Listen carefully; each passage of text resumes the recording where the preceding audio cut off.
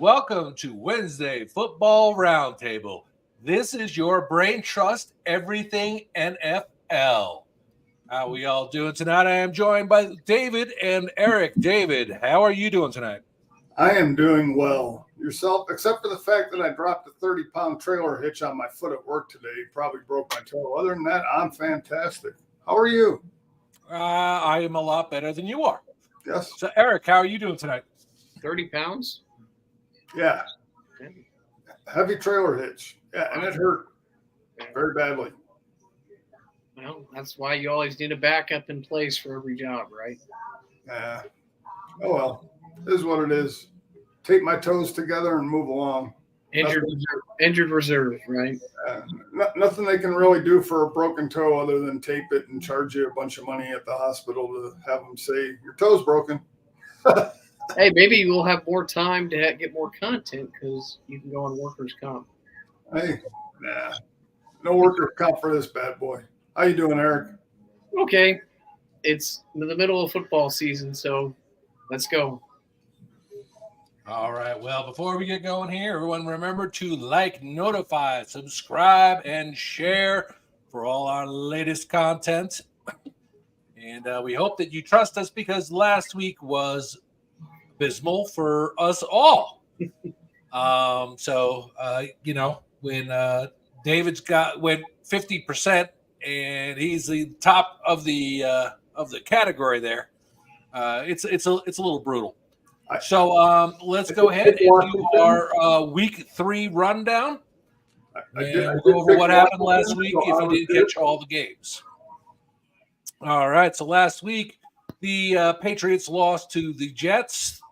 The Giants beat the Browns, was very surprising. Eagles and Saints were close, but Eagles pulled it out. Texans and Vikings crushed them. Broncos crushed the Bucks. Packers beat the Titans. Bears lost to the Colts in an embarrassing game. Chargers lost to the Steelers. Dolphins got smacked by the Seahawks. Panthers beat the Raiders handily. 49ers lost to the Rams in the last second. Lions beat the Cardinals. Ravens beat the Cowboys barely. Chiefs beat the Falcons. Jaguars got crushed by the Bills, and the Commanders beat the Bengals. So before we go on, we're going to go ahead and get a word from our sponsor, who sponsors the weekly rundown. Crabs, the uninvited guests that have turned your life into a seafood buffet. Have they made themselves comfortable in every nook and cranny of your nether regions? Fear not, because relief is just a tube away, presenting Dave's Anti-Crab Cream. Are you caught in the never-ending itch fest, desperately searching for a solution? Do you have more crustaceans than a bustling fish market?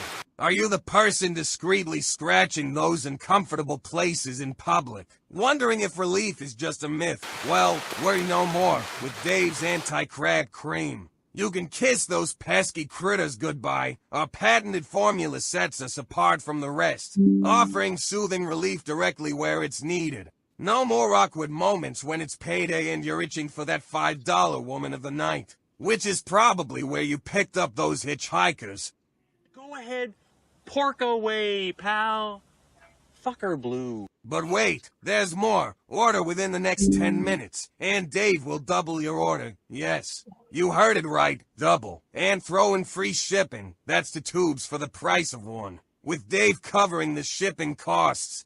Hurry, dial 800-DAVE as crabs. That's 800-DAVE as crabs. Operators are standing by. Or, for the tech-savvy crustacean hater, visit our website at www.davidsandycrabcream.com. Don't let those tiny invaders ruin your life. Act now. And let Dave's anti-crab cream be your ticket to a crustacean-free existence. This product has not been FDA approved. Side effects may include adopting a love for the Buffalo Bills, jock itch, rectal bleeding, discovering your inner fabulousness, hair loss, and mild to severe diarrhea of the mouth. Use at your own risk.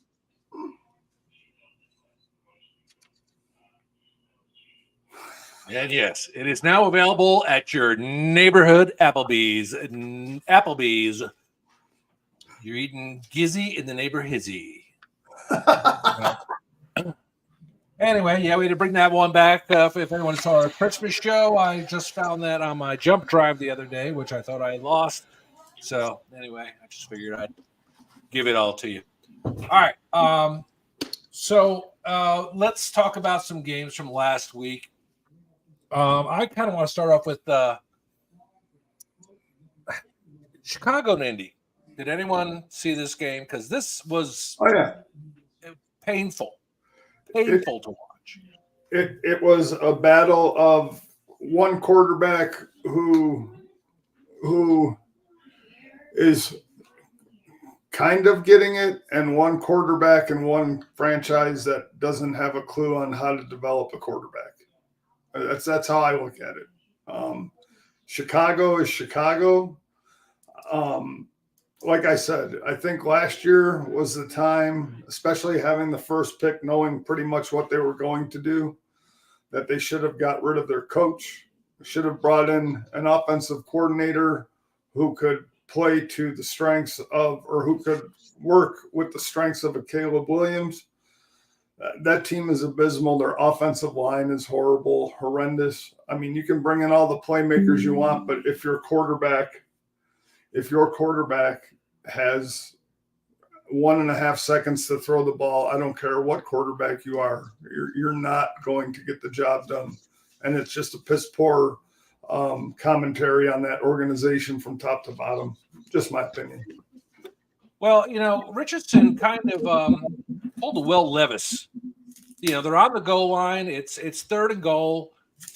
They're up, and he rolls out to his left and throws like this limp-wristed throw into triple coverage. I know what he was trying to do, but if he got to the back corner, it would have been successful.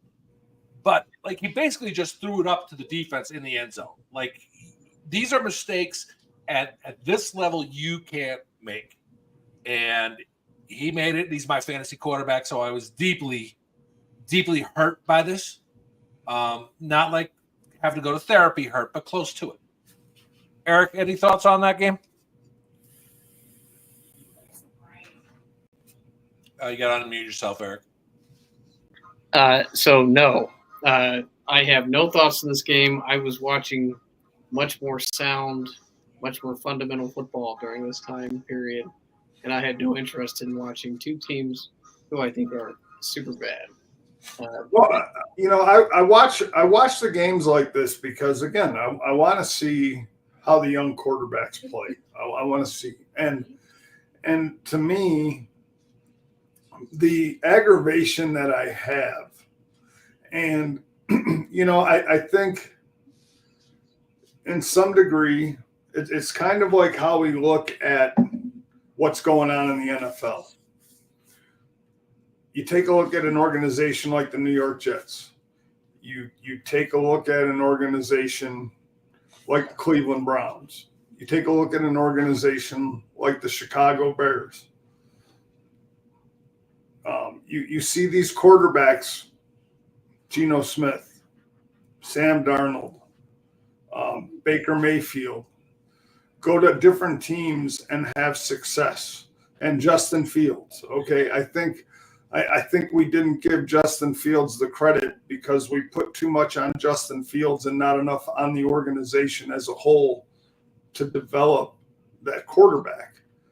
And when you look at these guys go, and I'm not saying Justin Fields is lighting the world on fire, but what Justin Fields is doing is he's getting the proper coaching and he's not putting his team in trouble. He's not turning the ball over. He's not making the decisions that cost him a lot in Chicago, because Chicago didn't give him anything other than the ability to have to make his own decisions and fly by the seat of his pants on every down, because there was no organization. And in those organizations, that's where we got to start looking at, like when you look at a Caleb Williams, are you getting really Caleb Williams, or not? Is this a guy who's going to go 4 years and they're going to move on from him and he's going to go find success at some other organization who actually knows how to develop a quarterback because they're wasting this kid's talent? Or do they get smart and say, well, this coach, this offensive coordinator, these guys just aren't the right fit for what we have as a quarterback? And I guess I look at those games because to me, that's the bigger story here, especially of what's going on in the NFL with Sam Darnold in Minnesota, having the right coaching, doing the right things, starting their team off 3-0. Justin Fields starting Pittsburgh off 3-0. Baker Mayfield having the career resurgence he had last year and going into this year. Geno Smith, who languished in the NFL since 2013 when he was drafted, and then the last 2.5 years or so finally got it together. Now, we talk about those things don't just automatically, the guy gets it like 10 years later or 9 years later. Okay.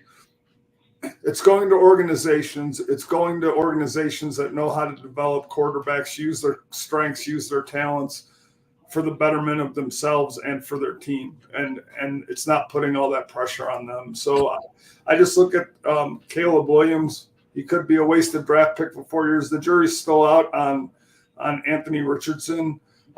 It's a young organization, the coach and everything like that. So I might give him the benefit of the doubt for another year or so. But I just look at the organizations as wholes of where they're at, and you can look at you can pinpoint the problem more to an organizational failure as opposed to just the player. Well, this is a win now league. And as soon as you draft a quarterback, he's expected to start, which isn't fair. Caleb, he's, in college, all those moves he's making in the last 3 weeks totally worked, and he could escape. But as me and my girlfriend were talking about, you go from 1 million players in high school down to 100,000 in college. And then you're down to 600 in the NFL? 1,600. 1,600. So, we're talking, this is obviously the best of the best. It doesn't give them a lot of chance. Look at Peyton Manning his first year. He was terrible. Then he became one of the best ever. But it's, it's a different league now, and you have to win.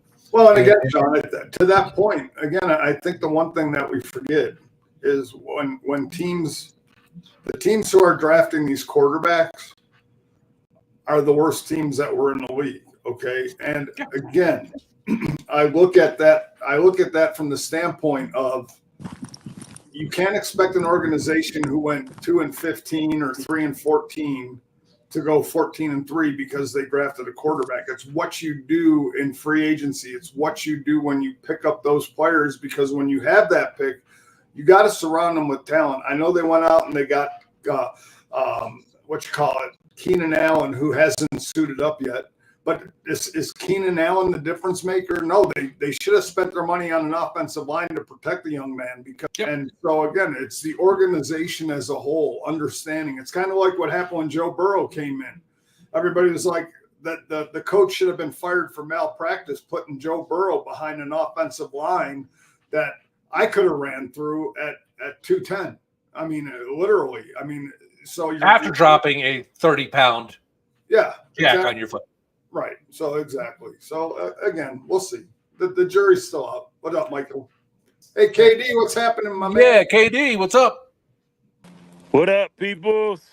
Hey, are you on for the long haul? Or are you on for a short period? Short period until I get to my car, and then once All I right. get. Okay. Well, do you want a quick breakdown? Your Baltimore Ravens almost flushing that game down the toilet. Yeah. I mean, it's been a thing of since 2020. Unlike some people that watch 2 games and then say, "Oh, Baltimore has a collapse problem." Nope, Baltimore been had a collapse problem. So, for me, I think they got to learn how to play smarter football, and then it starts with the safeties. So when you put the 3 safeties out there, they got to understand what their roles are. Because when they put Marcus Williams out there, for some odd reason, he didn't know where he was supposed to go, and that's why Dak was dicing us up across the middle. Well, when this is coming from Ed Reed, you know it is 100% true. Yeah. So and then the other thing is, so if they're gonna put Roquan in coverage, he needs to be underneath mostly, not trying to drop back deep. And I will say one thing about that. Go ahead, Eric. I'll let you talk. Nope, you go ahead. Yeah. Okay. Yeah. No problem. I'll go ahead and say what you're going to say. I will say one thing, that they don't have anybody that they can drop deep in the cover 2 Tampa with their middle linebackers, because they haven't figured it out yet. Wiggins is still out of place. They're still learning. You're drunk. You're drunk, but okay. Hey, listen, Katie. I love watching Baltimore Raven football. Nothing inspires me more than watching the Ravens game and watching them choke away game after game, and then coming on here on Tuesdays and Wednesdays and getting to see your smiling face. Well, this is the first time you've seen me in a minute, but it's okay. Hey, I'm going to be equally excited when I see you guys choke away the AFC North lead like you always do. Well, you see, the one thing that I'll say about Baltimore, which I liked, which was finally a good thing. And, you know, I know they brought Todd Monken in to change up the offense a little bit, but here's the reality to me. You went out and you signed Derrick Henry. This team should be throwing for 100 yards and running for 250.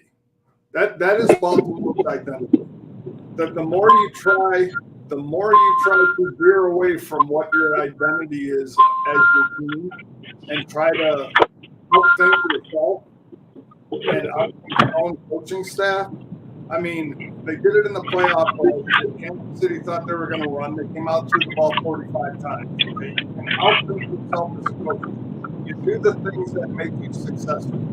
You got Derrick Henry, you use him. You got Lamar Jackson, you use him. You got Justice Hill, you use him. Those guys are going to be your ones that are going to give you your wins and losses. The passing game is going to be icing on the cake, because once you're able to establish that run game early, often, and beat down that defense, your passing game will come. If you're trying to set up the run by throwing the ball, you're going backwards. And so to me, Baltimore needs to establish the run early, stay with the run early, then the passes will be there, because you've totally made the defense have to account for the run. If you run Derrick Henry 10 times, why did you spend the money on him? It doesn't make sense to me. Dave, it's a fantastic cake, but your icing is sugar-free icing, and it's going to give you the crafts later.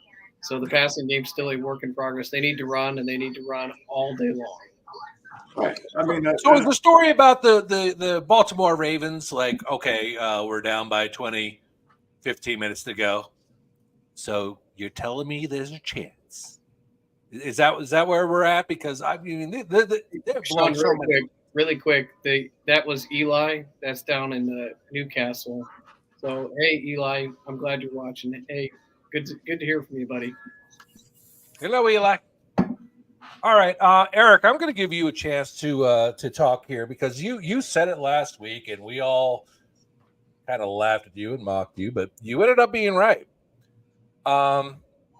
Carolina, Sam Dalton coming in. We all said no, it's not. Yeah, it's not going to change anything. And you said, yeah, it is. So, what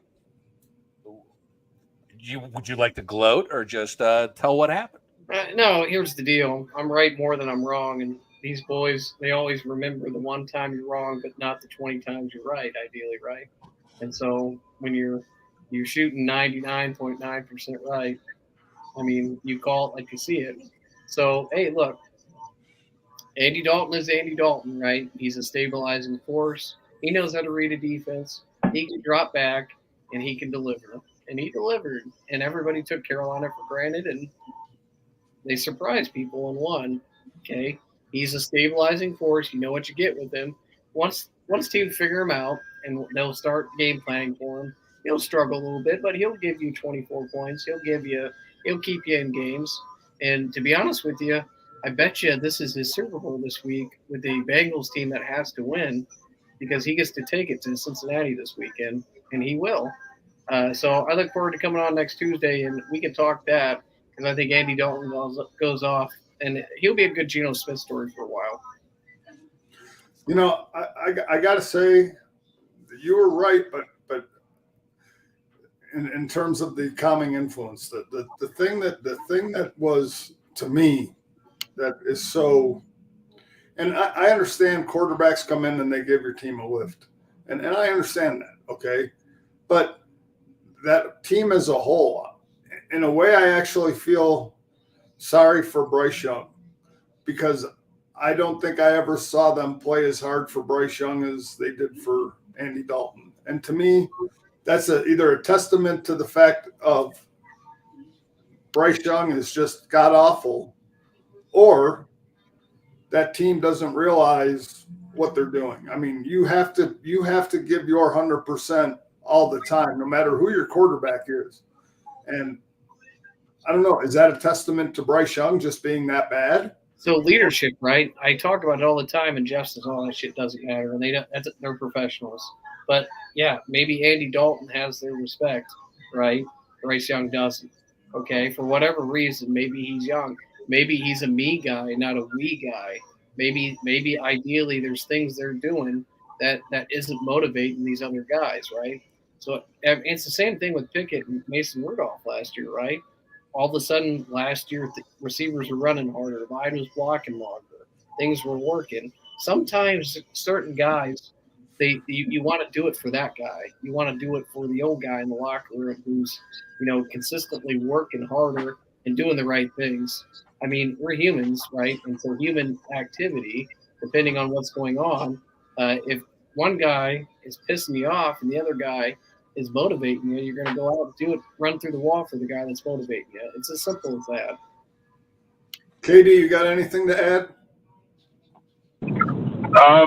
For me, I'm a fan of not having rookie quarterbacks play at all.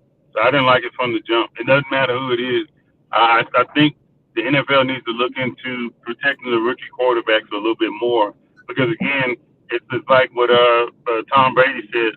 Half of these guys go to these programs. These programs don't teach them anything, and then when they get there in the league, you're expecting this guy to know how to read defenses, know how to when people are deciding things, know how to hit the check downs, know how to make the audibles, all that. You're expecting this guy to be the leader of the team as well, when the whole time it's been, hey, a coach-driven thing, and now you don't have that coach telling you to listen to that quarterback.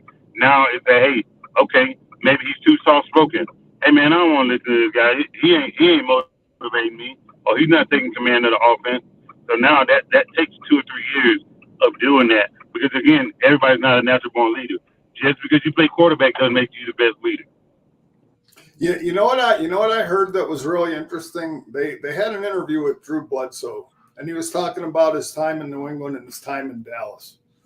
And he said, the funny thing about it was when Tom Brady was his backup, Tom Brady would be in his ear. Tom Brady would be asking him questions. Tom Brady would be, talking to him, and he'd be talking to Tom Brady, explaining stuff to him as a rookie before he went in, before Bledsoe got hurt.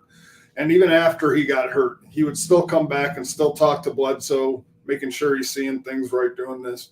He said, when I was in Dallas, when I was a starting quarterback, when I got hurt in Dallas and Tony Romo, or when they pulled me for Tony Romo never asked me a question. Tony Romo knew all the answers. He never, and I think that's the one thing that we forget. These rookies are brought in to start because with the rookie cap, the fact that you got them for 4 or 5 years, and then you got to decide if you're going to pay them $60 or $70 million, you got to have results right away. But the fact of the matter is, the veterans that they have as backups who think they're actually better and can still play in this league, okay, a lot of them don't want to help these young guys like in the old time. I mean, it's like they don't want to put the time in to help the young guys because I think some of those veterans feel like these guys just come in and automatically take their jobs. And so they don't want to be that ear. Just like, what was it? Who was the quarterback? Was it last year? Who said it's not my job to help so-and-so get ready for a game or understand the game? It's not my job. Joe Flacco said that with Lamar Jackson. Yeah, he said it's not my job. Well, it should be your job because as your quarterback, they drafted this guy to take your job. And as a teammate, you want to get this guy ready to continue what you did winning. Okay. And so to me, you know, whether it's selfishness or the fact that those guys want to hold on to their jobs too long, I don't know. The NFL is turning into a me league, and you got to do it for the team. And whether the Panthers want to play harder for Andy Dalton as opposed to Bryce Young, that's a pretty sad situation because as a team, I want to win no matter who my quarterback is. I want to win no matter who my linebacker is. I want to win no matter who my wide receiver or running back is. As a team, if I got to play harder for Andy Dalton just to say, hey, I showed you Bryce Young, to me, that's piss poor teaming. I don't know. Dave, do you remember any given Sunday when Dennis Quaid was the quarterback and they all loved him and Jamie Foxx was coming in, Willie Beeman, and Willie Beeman had to earn the respect of those guys where, you know, Quaid had him and they loved him because he was their guy. So it's hard when you look at a veteran quarterback who's been around, who's been the guy. In Joe Flacco's case, he's still the greatest Baltimore Raven quarterback of all time. It's hard for him to want to give. That's not saying much. It's not saying much. 25 years, 26 years. Stop it. And maybe the best Baltimore/Cleveland quarterback in terms of success, since I mean they're technically Cleveland before that. But we can go. So Otto, I would make an argument. Otto is better than Flacco. If you want to give us Cleveland, Well, you are Cleveland, but we can get into that. I'll give you Bernie Kosar was probably better than Flacco. Kosar was good. Right. So none of them. Okay. So you keep harping on the Cleveland thing, but none of their records are in our books. That's because you guys are embarrassed by it. I mean, but I don't blame you. I mean, I wouldn't want to be associated with Cleveland anyway. Except watch Here We Go Brownies. They have the most attractive co-host on podcasting. So hey, tune in when you get a chance to. But ideally, hey, look, it's hard. It's hard it's hard to give away your spot to know that your time is done in that franchise. To know that after everything you did, they're replacing somebody with you. That's human nature. And that's hard. I mean, I don't know. I understand it. That's all they know how to do. All right, hold on. Time out. No, we're not gonna do this. So talk to me about the years that he had after his Super Bowl. Tell me how great he was. Who, Flacco? Yes, tell me how great he was. Flacco led his team to win playoff season and win after win. Tell me, you still haven't told me how great he was. He was great. I would take Flacco. How great? Listen, tell me how great he was. The only quarterback in the AFC North that could compete with Ben Roethlisberger during the 18 years. You never told me how great he was. I think he was super great. What do you want? I don't have a great meter. On a scale of Ben Roethlisberger. Hold on. So hold on. You watch sports long enough. You know what greatness is. If somebody achieves something, hey, somebody goes 30 from 30 from the field goal. Shoot field goals in basketball. Somebody goes 21 for 21, 4 touchdowns in football. You know what greatness looks like. I need you to give me something. So I want you to tell me how great he was. Okay, I'll give you Grant Hill. He's Grant Hill. He's a great player. Right. He's a great player, but not a Hall of Famer. I mean, Grant Hill might be a Hall of Famer. You're right, yes, sir. He's great, and I think he eclipsed 4,000 yards 2 times in his career. And then we didn't even have a winning record. I'll say this: he was an above-average quarterback who relied on a stellar defense, and he made some clutch throws. He did the things necessary. He didn't make a lot of mistakes. He didn't put his team in bad situations often. He made some clutch throws, like he and Torrey Smith. I mean, they had it going on where they would get highly underrated. You're hilarious, man. You're fucking hilarious. All right, let's go back up. Go ahead, Piggy. You said he made some clutch throws to Torrey Smith. Torrey Smith had a catch radius of how big? Not very big because he's a small guy. He's like 5'10", right? Oh my God! Oh, you never answered the question. I didn't say how big he was. I said how big of a catch radius did he have? Comparable to Mike Wallace. Oh, okay. All right, guys. Let's wrap this up for a second because we got a question from a fan who turned in. Sean, if you want to take that question. Is Malik Willis good? My answer, very simple. We don't know. We don't know. He wasn't great when he was playing in Tennessee. He did well his last couple games because obviously they won. I'm not going to go crazy because they beat Tennessee and they beat Indianapolis. Is Malik Willis good? That remains to be seen. If next week he plays, where's Green Bay? Okay, they got Minnesota at home. If he wins that game, yes, Malik Willis is good. If he loses that game, we still don't know. I will say this, Sean. I will agree with you. But again, what I will say is I think it goes to organization.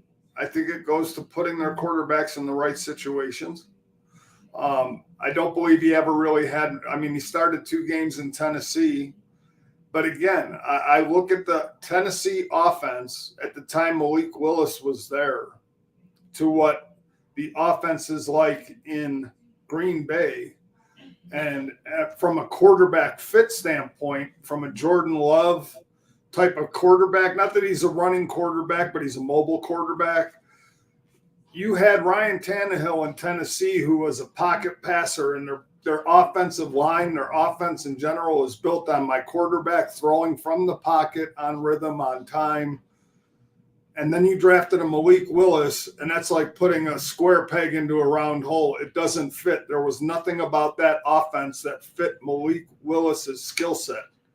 So when you're in that kind of organization, and then you go to an organization that you have a mobile quarterback, not that he's a runner, but that you have the offensive line to be able to block for that mobile quarterback, that quarterback feels more comfortable within that offense, and he can work a little better in that offense. So again, 2 games in, he is a competent backup quarterback. I would have to see him for a longer period of body of work to work within an offense to say whether he's good or not.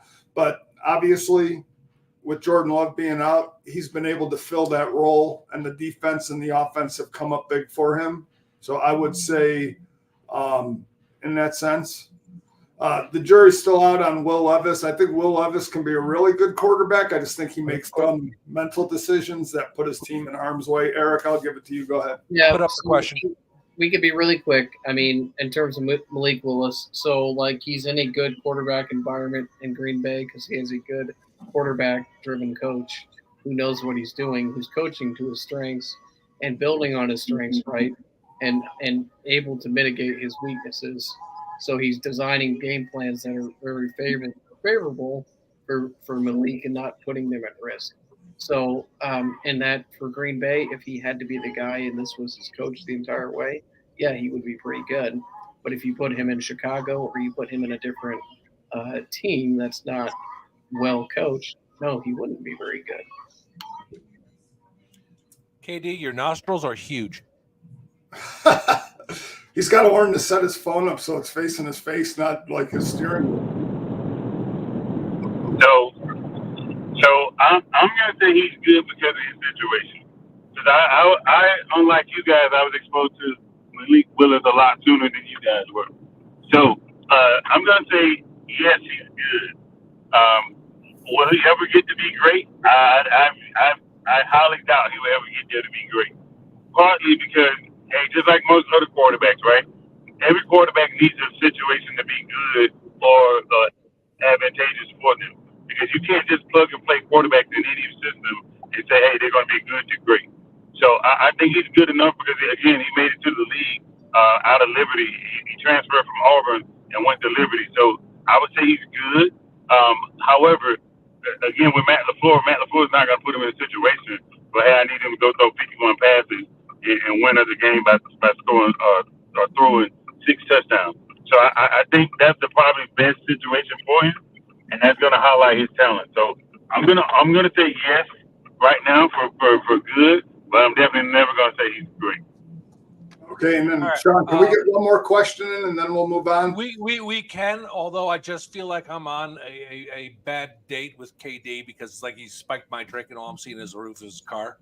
So KD, whenever you pull over or get someplace at a stoplight, can you lift your phone so we can see your face and not just that? It's a little concerning. I mean, you look at Eric's ugly ass every week and you don't say nothing. I actually like the steering wheel better. It's nice. So, all right. What was the last question here, Dave? I'm sorry, Eric. I take that back, man. You didn't deserve that. I got you. I appreciate your apology, and Katie, I think you're very good looking too. Yes, he did. He deserved every lash of that comment. Don't be a nice guy. Your friend here asked, "What are all your opinions on Torrey Smith?" Do you know Torrey Smith, Eric? Hey, so Eli was talking. Eli is by the way, Eli, quick backstory. I put it in the private chat. He was living with me. So that is Bailey's brother. Oh, okay. So, yeah, it's good to see you, Eli. I'm glad everything's going well. He's probably on my iPad down there. My opinion on Torrey Smith is I think he was very underrated, and I told Katie that. And he's one. Now, the Ravens don't have a great history of wide receivers because they're all transplants that come in, Steve Smith and Quan Bolin. He was one of the few that they actually developed and brought up, right? So he's probably the best developed wide receiver they've had in that organization because they obviously struggle big time on drafting and developing wide receivers. But, hey, our guy Tez is going to break that mold, right? All right. So go ahead, Sean. Continue. All right. So let's start off because I wanted to discuss more games, but we're going to get into that. Start the panic room, please. The panic room. The panic room. First one, first slide, or the MP4. Okay.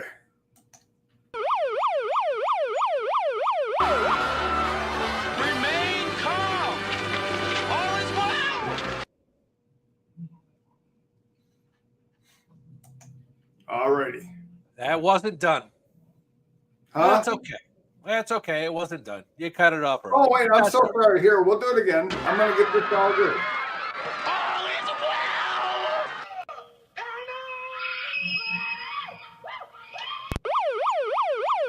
Okay, that was the fun. It's only 20 seconds. You could indulge me.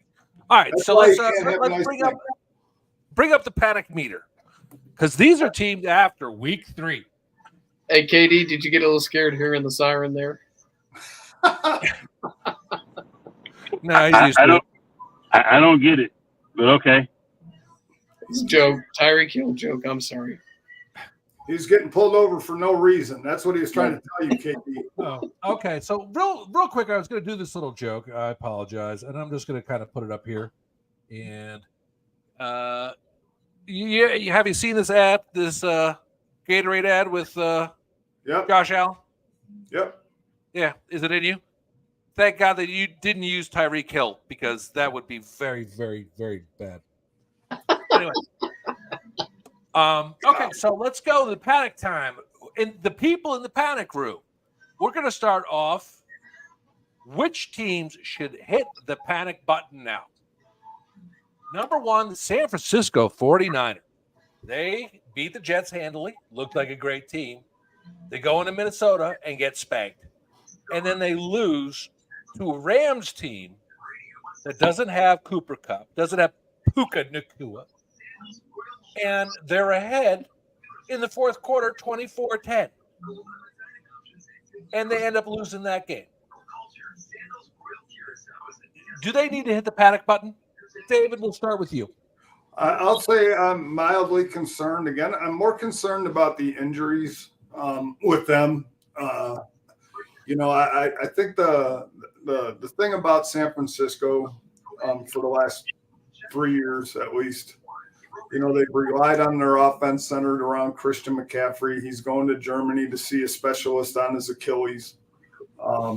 You were missing so basically you were missing 3 core players in that game, and McCaffrey, Kittle, and Deebo Samuel. And Purdy's on the injury list as questionable. He got sacked last week and hurt his back. So the things about San Francisco that have been so good, when you miss that core of players, I don't care what team you are, it's going to hurt you.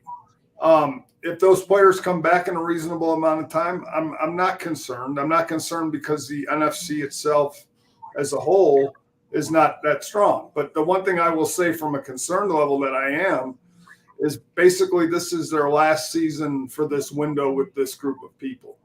I don't think they're going to be able to re-sign Deebo Samuel next year and Brock Purdy because Brock Purdy's going to get the money that he's due. So in between Deebo and Kittle, I think Kittle re-signed and they got Ayuk, but I don't think Deebo's going to be there.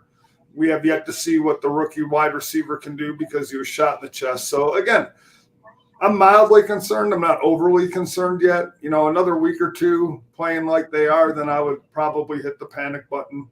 They've lost injury. They have injuries. Javon Hargrave's out for the season, so that's a big blow for their defense. So, they're just getting hit with the injury bug, man. It's just one of those years. So, real quick, just so everyone knows, they have New England at home this Sunday, and then the following Sunday they have Arizona at home. If they were to drop both those games, well, sure. If they lose to New England, I would go to red. Okay. So right now you're yellow. Yep. This Sunday, if they lose, you're at red. Eric. Absolutely. So I think they missed a lot of, and I talk all day long, and we ignored it all off season.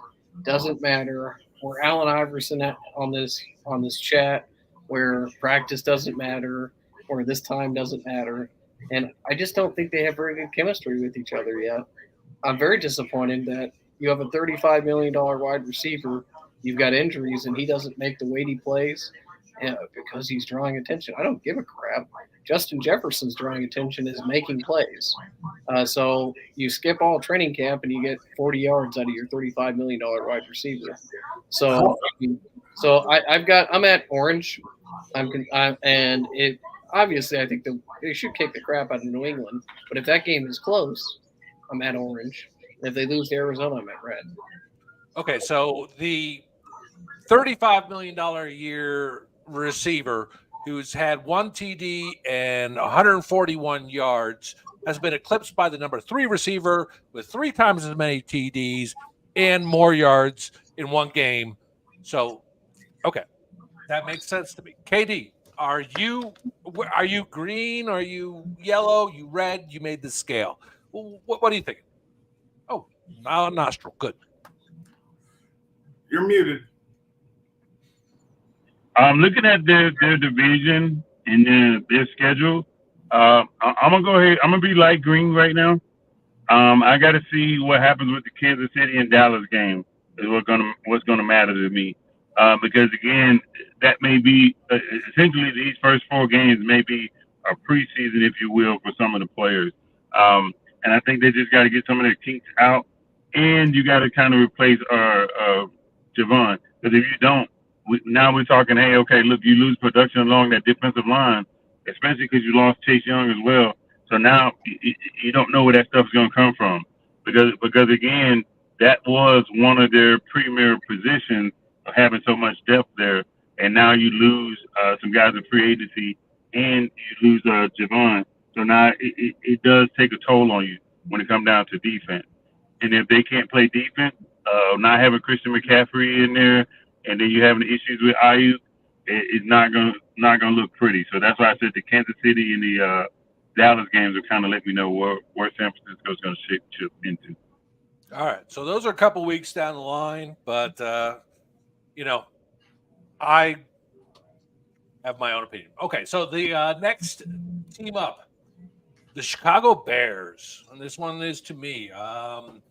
I am concerned about Chicago. I shouldn't be because I should have known they're just not going to be good. The rookie quarterback, he's going to take a couple of years to get his feet underneath him. They got the Rams at home, and they do have a shot at that one. But, fact is that if the Rams get anyone back, that could be a tough flight for them. Chicago just offensively, they can't do anything. I mean, the defense this year has scored more touchdowns than the offense. That is a huge problem. And then they got Carolina at home, and if they lose to Rams and then they lose to Carolina, I am in the red here. Right now, I'm in deep orange. Definitely they need to be concerned. And honestly, if they can get rid of Eberflus, I believe that is going to solve 90% of the problems out there. I don't even know where this guy coached, who he was. He could have been me 3 years ago. And they're just like, oh, well, Sean Price is the coach for the Chicago Bears. I don't think I could have done much worse. Eric. Okay, so my level of surprised or level of even care at this point is like doesn't care. So I'm not concerned with the Bears. I didn't have any expectations with the Bears. While the rest of you thought they might be okay, Caleb Williams goes from playing the Pac-12, where they don't play any defense, to playing dudes that can actually run faster than he can. And so he has to win mentally, and I don't think he's there yet. And so the problem, you guys remember last year when that clip of the Bears where the linemen were blocking each other on a play? I mean, that they've got so many issues that I mean, you can have all the receivers in the world, but if you don't got guys that their nuts are bigger than the D-line's nuts and they're getting pushed around, it ain't gonna matter. So I am red in terms of if I think they can win anything. Very concerned if I'm a GM. But in terms of not concerned, I didn't have any expectation for him. All right, KD. I'm probably either yellow or light green on the Bears. And here's the reason why. They've lost every game by less than 7 points. So it's not like they've been totally annihilated, even with their bad offensive play. So I would imagine they would get it going at some point, and that'll kind of win them a couple of these next games. All right, David. All right, I'm in dark green. I'm not concerned at all because, like Eric, I never had expectations for the Bears. Again, I think their biggest miss was the offseason, not firing Matt Eberflus. They should have started over with the new staff, getting a new quarterback. They should have addressed what they really needed, which, it's nice, like Eric said, it's nice to have the wide receiver and Keenan Allen, who hasn't put on a uniform yet for him. So it's all nice to have those guys. But you need an offensive line to protect a rookie quarterback. And when you have, like Ryan Pace, the general manager, and you have Matt Eberflus that do not address the actual needs of the team, you can't go into a season with expectations for a team where they're already set up to fail still. So it's an unfortunate situation. It's an unfortunate situation because Caleb Williams could have come in with the right staff, the staff that wanted him, the staff that was going to develop him, the staff that was going to develop this team. And Chicago hasn't got it. They haven't got it. They haven't done it with any quarterbacks. Like I said, their leading passing quarterback from all time, was 1955. Okay, so I mean, he still leads that team in yardage in the season as a quarterback. So to think Caleb Williams was just going to miraculously come in and turn this team around, not happening. So I'm not concerned because I had no expectation. All right. Quick But put up, Anthony's right. Justin Fields was not the problem. Yes, but I was going to say, yeah, 100%, Anthony. You are correct, and that's why I wanted them to keep Justin and trade away that number 1 pick. Mhm. But it is what it is. All right, so we were going to. Eric is stepped out for a moment. So KD, you are going to get the Dallas Cowboys. Are they going to come out of the panic room? They in the panic room? Where are you facing with this team? I'm in the panic room on them. Here's the reason why. Because you look at a unlikely division rival right now. They're undefeated, if I remember correctly. Or if they're not undefeated, I think they're 2-1. I think they may be 2-1. But for that reason, I'm going to be at least in the orange. Because again, you were, if not the favorite for the NFC East, you were definitely at least at the worst, the second, being the second in that division. And right now, you're not playing like it. You have no run identity, and it sucks because you've known about this all off season probably before that. You didn't make a move at all the running backs that moved around, and then you kind of slow played your hand. And even in the draft, you didn't take one of the running backs that was of the top caliber. So I got it. You took a guy that's on your staff, son, and that's cool. That's a great news story. But you're here to win games, and I just don't think right now you're setting yourself up for it, especially knowing the recent history with Dak Prescott. If he started to throw more than 50 passing attempts, now we're talking, hey, we don't win that game normally.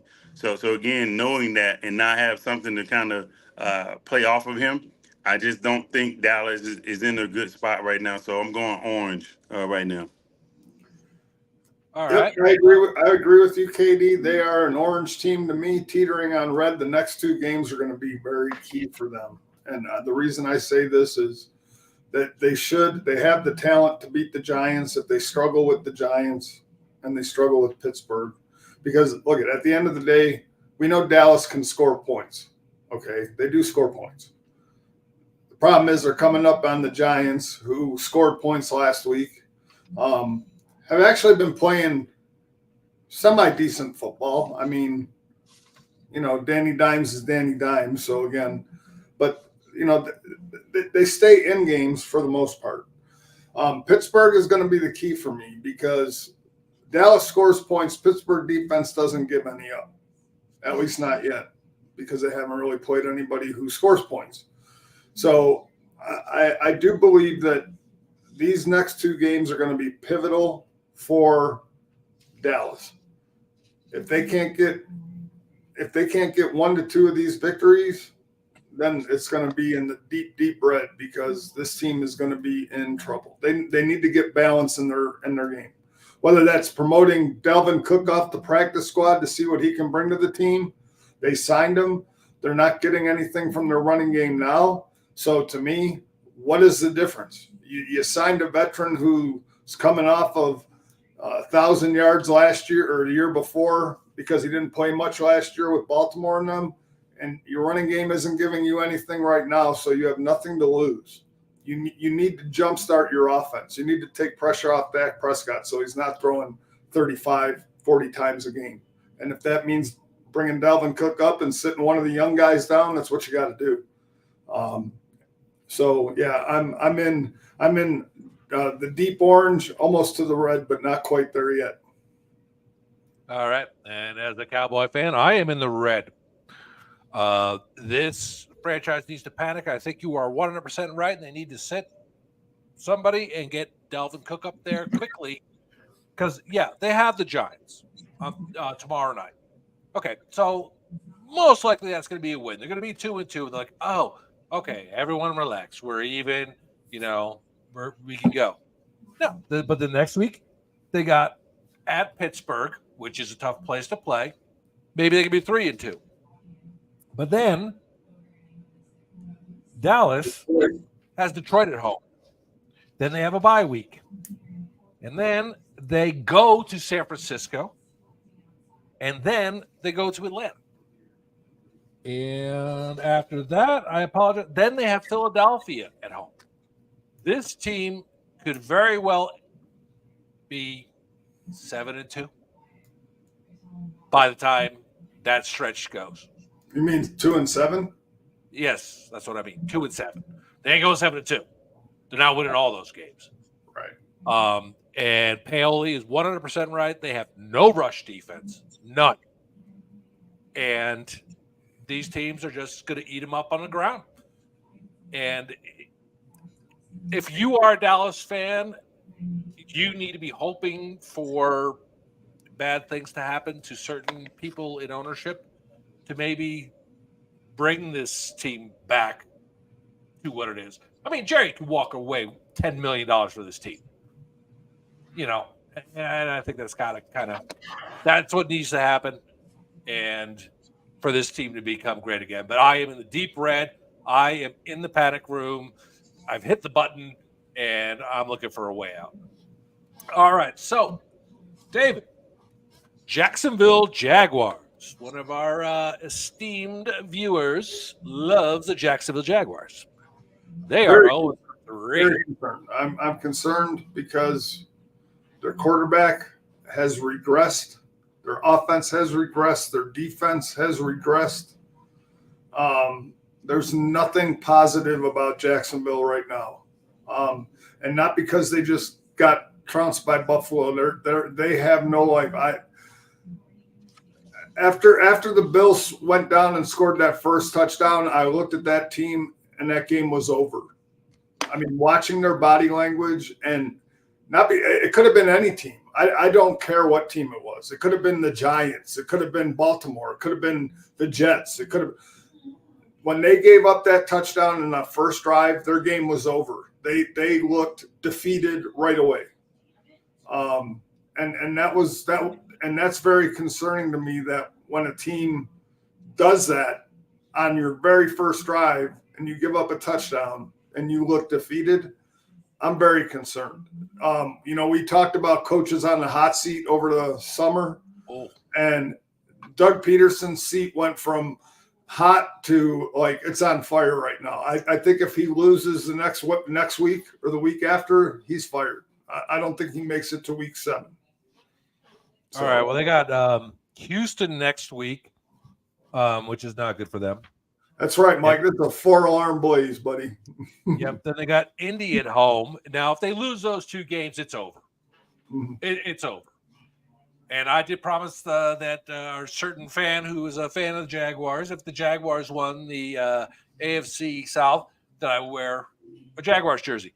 Needless to say, that purchase is not going to be necessary at this point. And then after that, they go to Chicago. And then they have New England at home. Not a big deal. Then they have Green Bay at home. So this is a tough schedule for them. I'm not even going to go through week 10. But if I am beyond very concerned. I'm more concerned for them than I am for Dallas. Absolutely. Eric, your thoughts on Jacksonville? They're in the panic room. Where you're looking? Oh my gosh! So it's nice to come back. By the way, Katie, I love picking up Bailey and hearing about all his pancakes and his transition to center. It's one of my favorite parts of my day. I coach and I'm trying to teach physicality to the offensive line real quick, and hearing my own kid talk about his own physicality on the line is awesome. I as a 5'4", 160-pound guy who doesn't get to have pancakes very often in his life, it's awesome to hear your 220-pound kid talk about it. So as far as panic, Red, this team stinks. This team's secondary is the worst secondary in football. This team's quarterback is the most overrated quarterback in football. This team didn't put any fight up on Monday Night Football. I don't know how you cannot be hyped for Monday Night Football. It's a dream come true. It's Monday night freaking football. And they absolutely came out there and they're flat and they've got no energy. There's no leadership. I think Doug Peterson, we talk about Dayball all the time being the first coach to be fired. It's going to be Peterson. This team stinks. Good on Buffalo. Buffalo's playing really well. There's no excuse for some of the lack of energy on offense. I think Dave and I were talking, and they're running their routes short. And he's overthrowing. They're not hitting anything hard. The line is literally getting a punch and standing up. Well, Eric, I don't know if you heard me, but I said after the Bills scored the first touchdown, they looked defeated. They just looked totally like the game was over. They looked like they packed it in after the first drive. Yeah, these are professionals. This ain't junior high, right? These are big boys out here that are supposed to be playing for a contract. So yeah, I'm red. And as far as the Jaguars, there won't be any playoffs this year. Big changes need to happen in that locker room and in that organization. I look forward to. I think Cree Youngblood. I follow him on The Longest Yard. He's a Jags fan.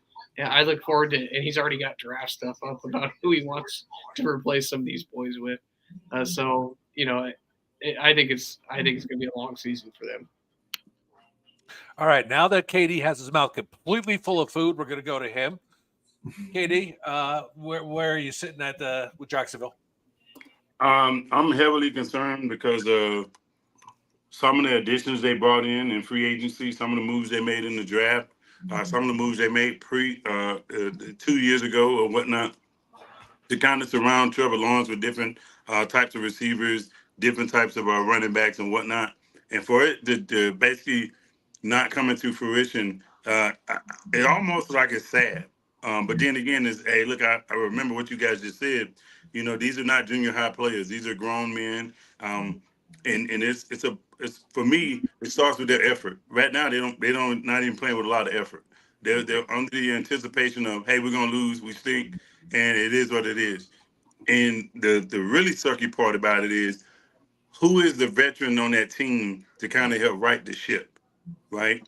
Who's the guy to go in and say, even if it's on offense or defense, who is the guy that say, look, hey, I don't give a damn if we lose 99-0. We're going to hustle every play. We're going to go in there and give it our value effort every chance we get. And I got it. There's no more victories, but at least we know we played hard. Because right now it just looks like they're running through the motions, and it's an extended practice. So, yeah, Doug Peterson's seat, as Jim Carrey said in The Mask, it's smoking. So he has to get out of town. If I'm him, I'll pull a fucking Urban Meyer. Hey, look, I got to go get stuck in the airport or whatever it may be, and not come back, because I'm sorry. Yeah, he's definitely going to be out of a job in the next few weeks if they don't turn it around. Sure. All right. Well, it's another terrible, diabolical hire by the Jacksonville owner, who wants to move the team to England, but we're just not ready for that yet. Well, I won't say it was a bad hire, because Urban Meyer, you got to remember, Urban Meyer left. They hired Doug Peterson. I think, didn't they go to the divisional champion or the divisional round of the playoffs his first year? Yeah, because they beat the Chargers. They can't beat the Chargers. Yeah. So I mean, everything was roses, and then whatever happened, the downfall of them was sudden and fast. Well, it was the Chargers, and they're the Ravens 2.0, so we'll move on. All right. The Cleveland Browns, after this week's game, the New York Giants go in there and put a beating on them. Eric, are you I know you're happy to discuss this. Where do you lie on this scale? Okay, when Deshaun Watson is coming on, and I may have to get Damien in a second, so I'm keeping an eye on my phone. But when Deshaun Watson has to say, I'm not running plays, and he wants to just drop back and pass, and I'm huge red, because this guy wants to do what he wants to do, and he freaking sucks at what he wants to do. And the defense hasn't shown up, and they just got beat by the Giants at home. And they got slaughtered by Dallas, and they're going to be the worst team in the AFC North. So I'm at red. I'll let KD grab it a moment. I'll be right back, boys. I'm going to grab my other kid. Hey, you know what? I'm happy. I'm happy about them being in the red. This is a payback. And Eric Kent, if you're watching, I'm sorry, but this is a payback for Mr. Watson himself. Basically playing around with Atlanta Falcons to drive up the contract. Because had he went to Atlanta, the offense is going to be better suited for what his skill set is.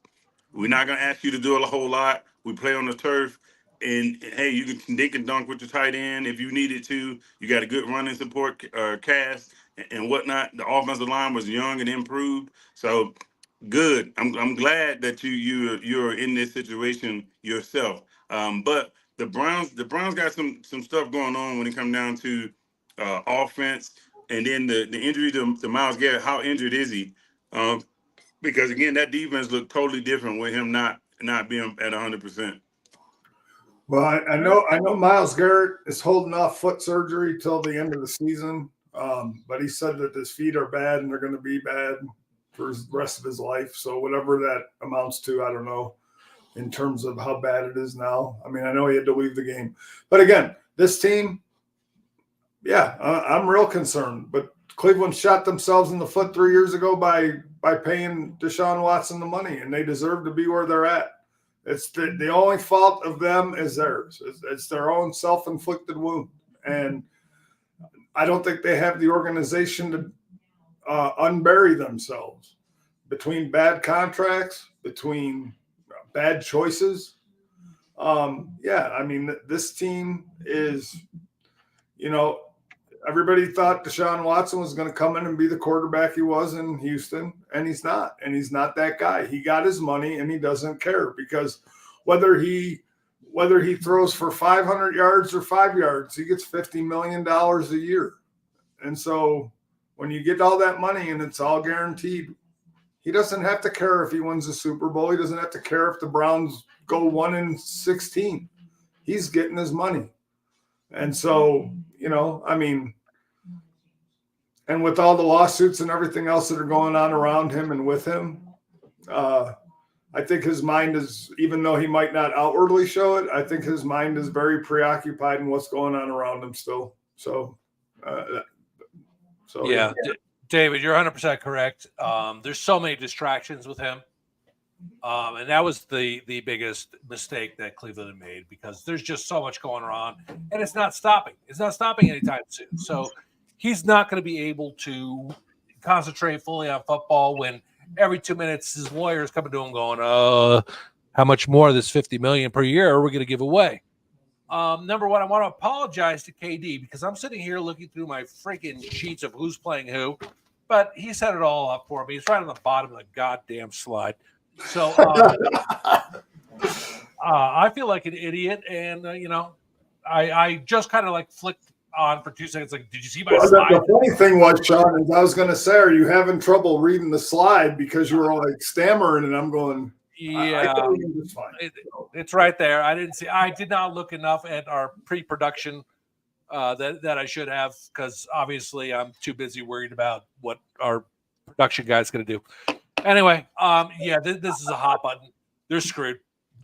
The schedule they got coming up, they're 1-2 right now. Maybe they're going to pull out, another game or two in this spread here. It's over. Thank God, because hopefully now they can walk away from him. I think they got one more year, right? Well, here's the deal. If the lawsuit that they've just brought up was not part of the 20 that were brought up during the contract signing and all that stuff, they can walk away. So, well, just to let you know, Cleveland, I'm willing to give Deshaun Watson a massage if you will compensate me for it, and then we can all be done with this nightmare. Okay, so now the Miami Dolphins. David, where are you? I mean, I'm concerned, but I'm concerned for different reasons. I mean, my concern level for the Dolphins is in orange. But look at the fact of the matter is Tua is the main focus of that offense. You lose a quarterback like Tua in that offense, and it's going to have an effect. Defensively, they were playing okay. Jalen Phillips coming back from injury. He's just starting to get back into his level of play. So that is a help for the Dolphins. Again, Skylar Thompson showed glimpses, but he's not Tua. And you got to get that. You got to develop that relationship between the wide receivers, throwing on rhythm, throwing on time. I think the Dolphins. My concern is I think Mike McDaniel is out of his league. I watch him coach, and he does not know how to win against good coaches. He does not know how to win against good teams. His game plans are inept. He doesn't make adjustments. He doesn't do those things that good teams will do. So in that sense, it's very concerning for that team, because if that team goes down and you have to make adjustments and you have to do that, this coach is not very good at it. So that's why I'm at the border of mild or at orange and red. I'm in red, obviously, because of Tua. Maybe Will Levis is going to do something stupid so they can pull that game out. They had nothing against Seattle. I don't see this improving at all. Possibly,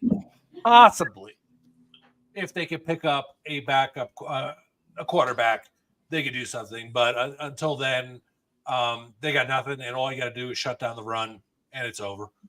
So these guys, they're going to be, maybe 2-5 or 6 by the time he can come back, and that's too big of a hole to pull out.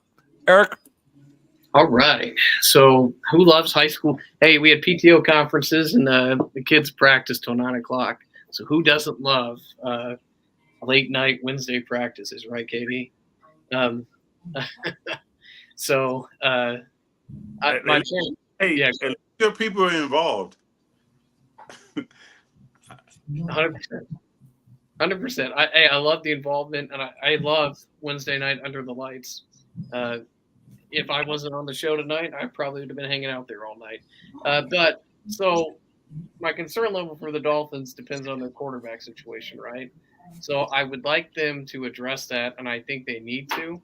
But how much they care about the season will tell me what they do over the next few weeks. If they roll out old boy as a third stringer that nobody's ever heard of, and they try to win the next few weeks with that guy, I don't think it's going to work. But if they go out and try to get a quarterback here and realize that Tua's done, and he is done, and for the love of God, I hope I don't see him back this year, because he's going to be that guy that's going to die.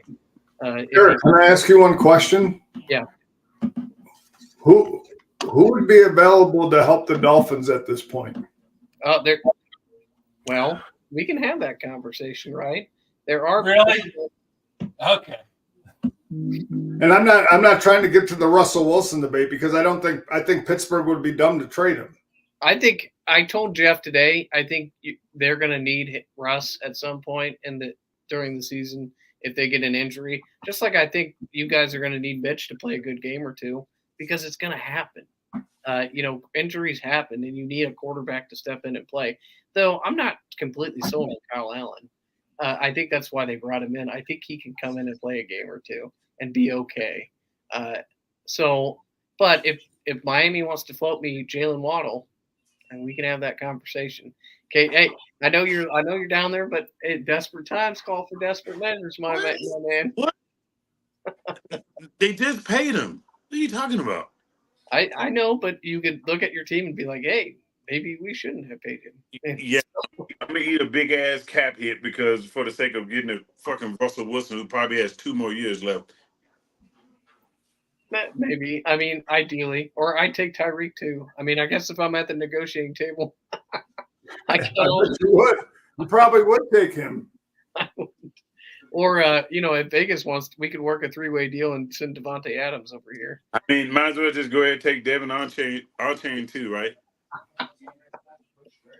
Hey, Jalen Warren's hurt. I need 2,000-yard runners to win our bet. So I will take him. So I'm in a red. As they're built right now, I think they're not very good. All right. KD, go ahead. Look, I would not be in the red if they could rely on their run game. Their run game is atrocious right now. Like that's not it's like almost non-existent from where it was last year. And then even again, it wasn't super consistent, but it was to the point where like you had three backs at that point that can all hit their head on the goalpost at any given moment time. Um, and if you can't run it without your quarterback being in there, it's not good because that run game should make it easy for Skylar Thompson or Tim Boyle or whoever you bring in. They do have Tyler Huntley, and I don't know why he didn't travel with the team if you already had him on your roster and you didn't have him as a emergency third quarterback. It just for me organizationally, Miami is screwed because it's one of those things. Is like, yeah, you got Tua, but you didn't get the compliment to Tua to where, hey, okay, now if he goes down, I have another package to at least keep us in the games and so forth. Because right now it just look ugly offensively, and then if you couple that with they're not stopping anybody on defense either. That's the other thing. They're not playing defense up to their level of what they should be. So again, it's one of those things. Is like it sucks to see this drop off this fast, this big for Miami. But that's what happened when you don't build and you get complementary pieces to what you already have. So You're muted, Sean. You're muted. Yeah, I was going to say, let's go on to the next one. The Tennessee Titans. Will Levis giving away games should be 2-1. They are 0-3. We'll start with KD on this one. What level concerned are you? This is one of those teams I didn't have much expectations for, so I can't put them in the red. I'll put them in the yellow. I'll put them in the yellow because again, I didn't have high expectations. They had a lot of moving pieces. I think their defense took a hit. Their secondary got a little bit better. I think the loss of Al Jair is going to be huge for them because he's kind of their guy outside of Simmons to keep everything together. Um, and then offensively, they kind of wacky when it comes down to their run game. So they don't have a crazy dominant run game or even a complimentary run game. So it's more of a hey, chuck it up to D Hop or chuck it up to the guys who got running out there. And I just don't see them actually going out trying to win the game. I think they're more of hey, okay, this is a 7-on-7 type of an approach, and if we win, we win. If not, it is what it is. Because to give up 17 first quarter points to Seattle, that spells a lot. Even though they didn't give any other points up in the second and third quarter, but again, if you look at Seattle offense has their issues as well, and it just was one of those things that was just like, wow, I was surprised to see. I thought it'd be a little bit more slow played, and then go from there. So, All right, David. Yeah, I'm in the orange, and I'm in the orange because, everybody talks about Josh Allen having to be Superman and wearing the Superman cape. But Will Levis is Superboy right now. He's like the mentor, and he's trying to wear a Superman cape and trying to do everything, but he's doing it wrong. Like trying to throw a ball underhand 10 yards down the field or trying to flip a ball. I think he's trying to put the onus too much on himself to try to win these games or come back, and he's making stupid decisions for the sake of, you can call it, he's so desperate to want to win. He so badly wants to make a play, but sometimes the best play is to not make the play at all. And he puts his team into situations that are costly, and he's got to learn to control that.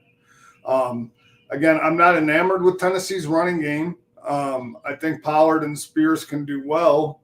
I don't think the Titans have a horrible defense, but again, if you're not putting touchdowns up and you're not scoring points on offense, it puts pressure on your defense. And if you're not sustaining drives and doing a lot of 3 and outs, your defense gets tired.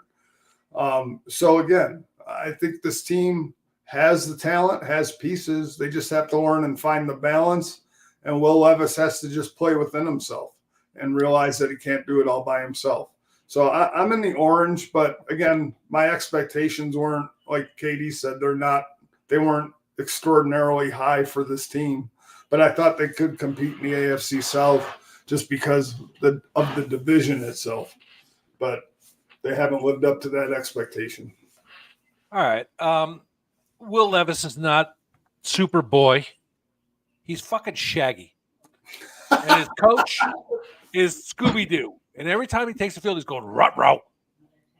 So, yeah, I'm very concerned. This team is screwed, and Will right now is not the person to lead this team. Eric? I'm at a orange with Levis. I'd be at a light green with Mason Rudolph. I think he could save their season. All righty. All right, here's the last one. This is going to Eric, so we can start this. And I know this is going to be a little bit of an issue, but we had to stick it in there. So I'm going to go smoke a cigarette while you guys talk about this. I will bring my speaker outside because when the conversation is winding up, I make sure I come back in. So that said, no, the second to last. We forgot the Cincinnati Bengals. Okay. I'll start this one so Katie and Eric can do. Yeah, go ahead. I'm very concerned. I'm very concerned with Cincinnati. This team is not good defensively. They're not.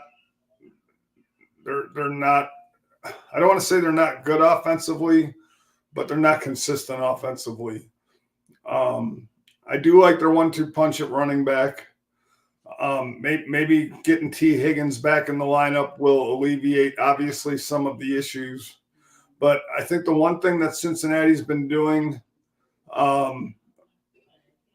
that the coach needs to put a stop to, or Zach Taylor needs to go, he needs to control his locker room, and he needs to tell his cornerbacks to shut their mouth, because if you ain't going to play the part, don't talk the part.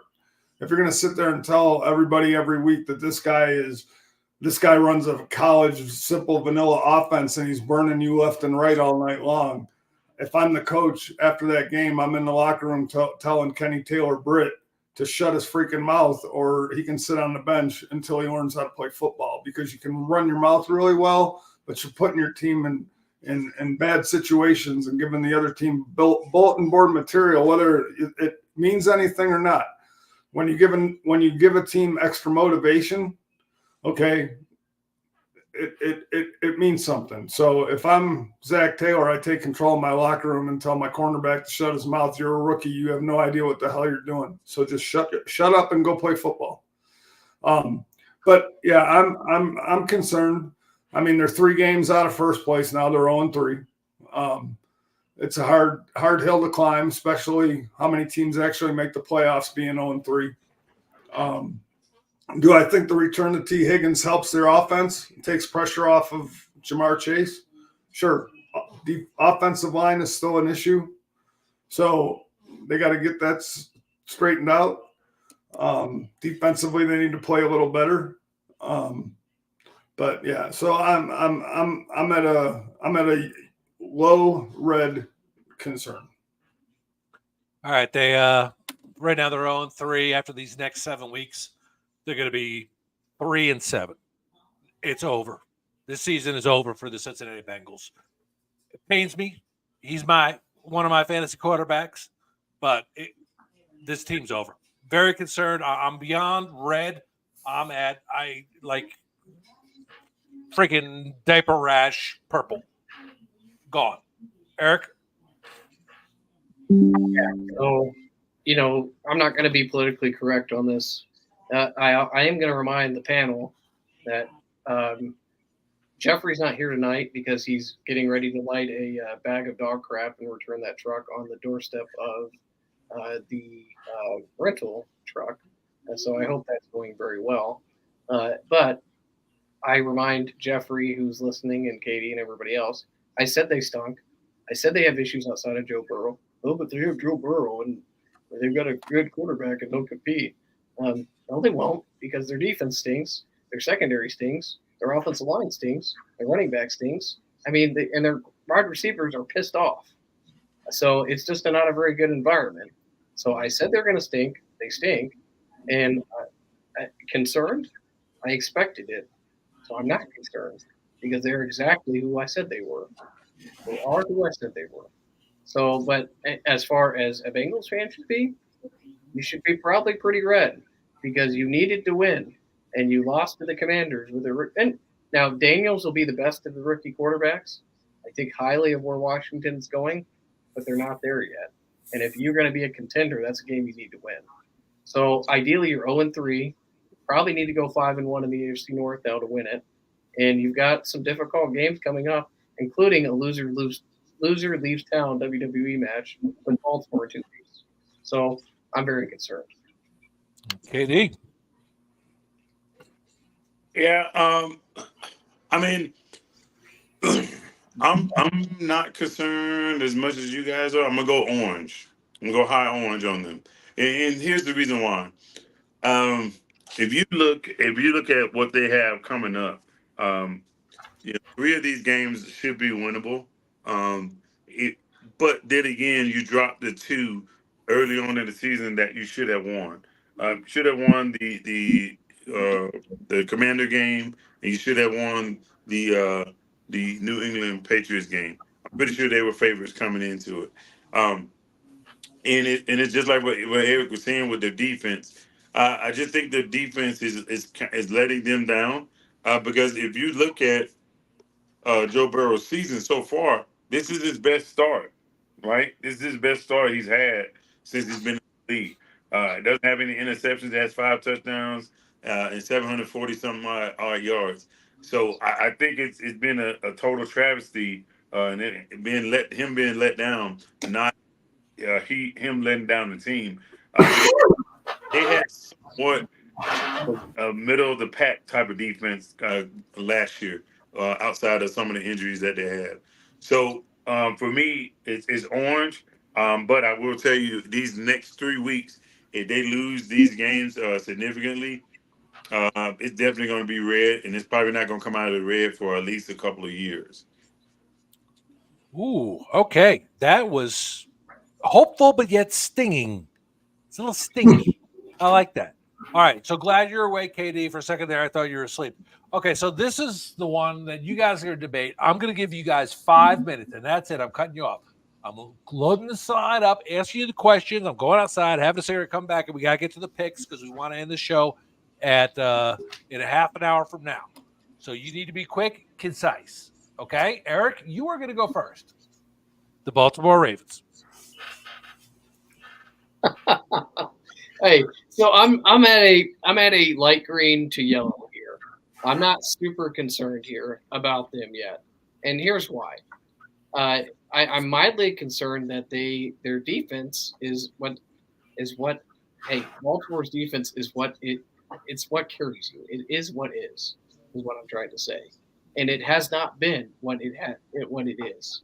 Okay, first of all, Gardner Minshew is like becoming Ben Roethlisberger to you, where you can't beat him, which is concerning to me because he went in with Indianapolis last year and beat you, and he comes in with Oakland and beats you, and Oakland is not very good. And we smacked him in Jacksonville. Remember that? I understand, but last 2 years, I mean, we're starting a trend. I mean, it's just like since 2020, you can't beat anybody not named Mitch Trubisky in Pittsburgh, so which is concerning to me as well. But here's the deal. The biggest issue is I think the communication on the back end isn't there yet.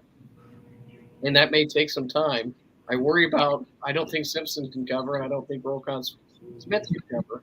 So ideally, if you're playing at Tampa 2 or if your linebackers are dropping back, neither one of them are designed to do that. They're not very good there either. I think pass rush Calvin Elliott is good, and I think you've got some decent dogs on your defensive line. But your back end stinks, and a quarterback, you get rid of the ball in under 3 seconds, is going to be problematic because your corners aren't where they need to be either, which is why Dak ripped you apart. And if he had one possession, I'm glad Lamar finished the game, by the way, because he finished that game, and that was huge. And he finished it throwing, which was even bigger for his confidence. But, man, the week before and last year when things aren't going well, he gets pouty pants and his body language sucks, and the whole team feeds off that. So ideally, my concern level isn't hugely concerned. Now, I think Buffalo is going to blow the doors off you because one, they're disciplined, two, they're well coached, and I just don't. I think Harbaugh doesn't have it anymore, and so uh, that's my concern here. Is I don't think he really has it anymore like he used to. The fire isn't there to me. And ideally, that's why they're having all these late game collapses. Because I think he's a good rules lawyer. I think he knows the rules. I think he knows how to apply the rules to his team.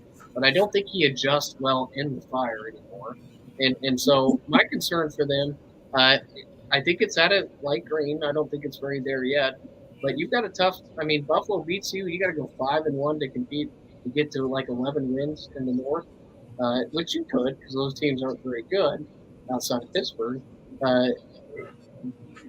We'll see what happens. I mean, I like you. We'll see. I don't like you in a shootout, and I think that's what this game will be. And we'll get to picks later, but I think you'll put up some points. But I don't think you can consistently play that way. You've got to get ahead.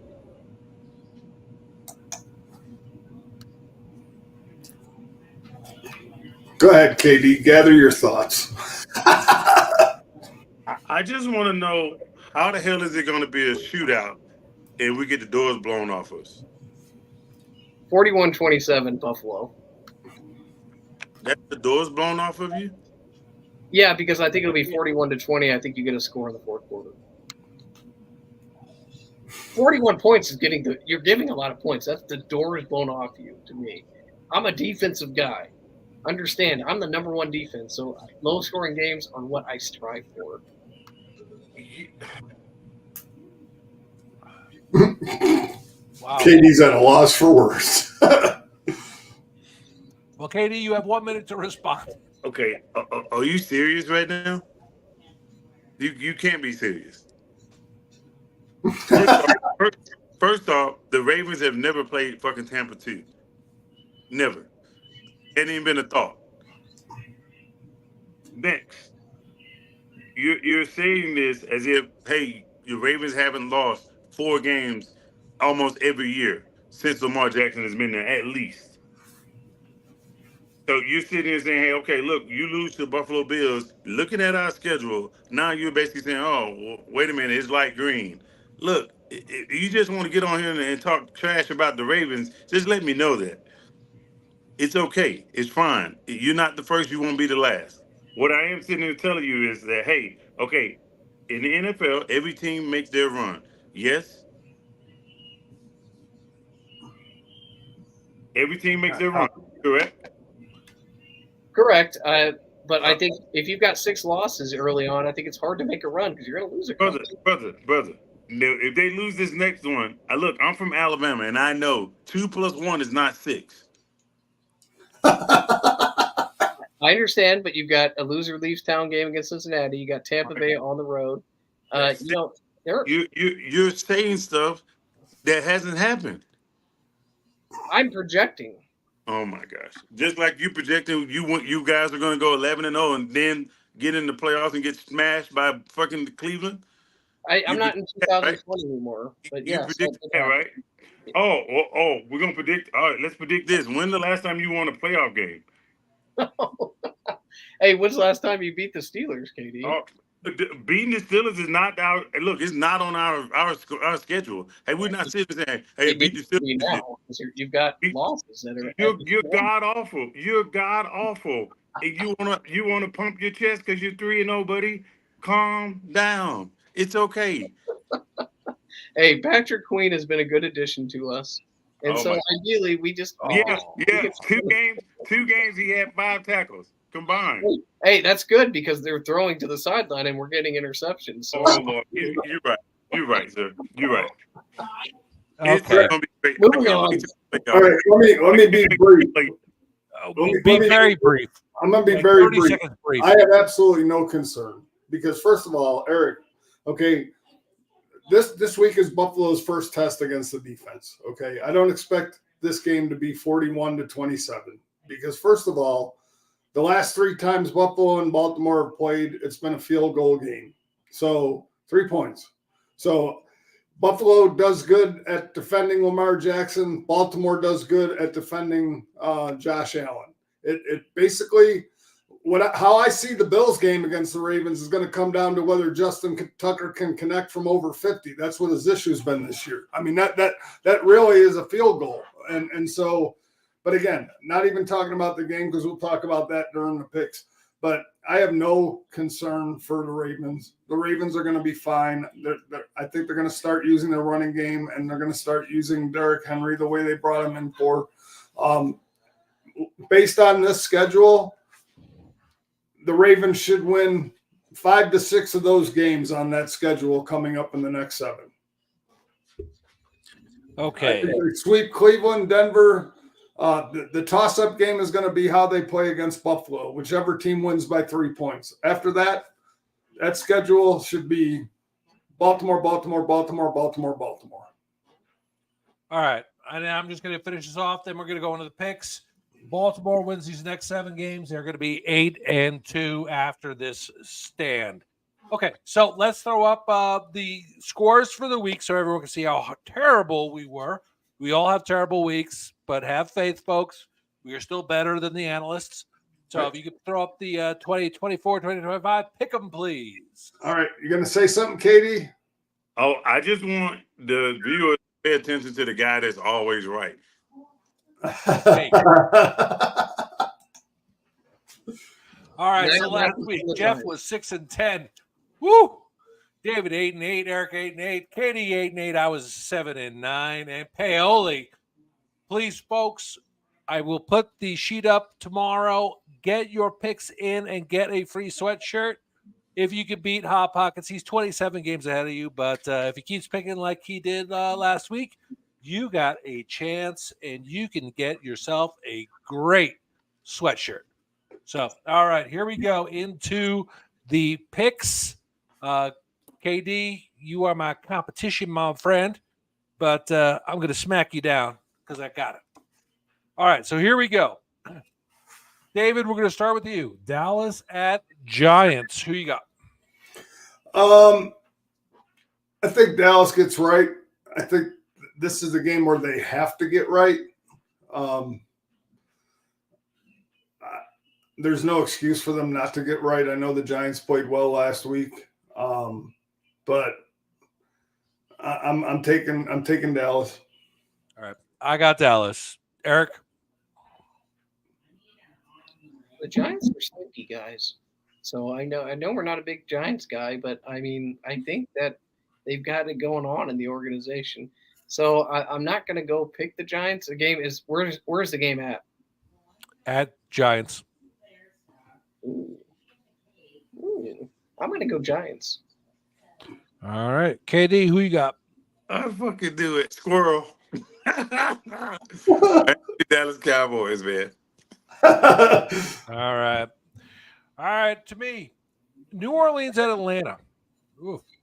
Atlanta's played some tough games, but I think New Orleans is going to right the ship after that tough loss. Eric, who you got? So the game is at New Orleans. At Atlanta. Oh, it's at Atlanta. Give me the Falcons. Okay, KD. I think the Falcons found something late in game against Kansas City. Give me the Falcons. All right, David. Yeah, the Saints came down to earth, and quite frankly, I think the Falcons got robbed out of an opportunity to win that game against Kansas City based on a non-pass interference call that's called in 99 out of 100 games, except when Kansas City's not playing. I like the way Atlanta's defense is playing. Judon's playing great. I'm taking Atlanta. All right. And now, Eric, Rams at Chicago. God, this is like the worst game, right? Rams at Chicago. I think Stafford makes enough plays to make it happen. Look, he did it with the 49ers. I think he can probably do it against Chicago, though Chicago's defense is competitive. I don't think their offense is competitive. So give me the Rams. KD.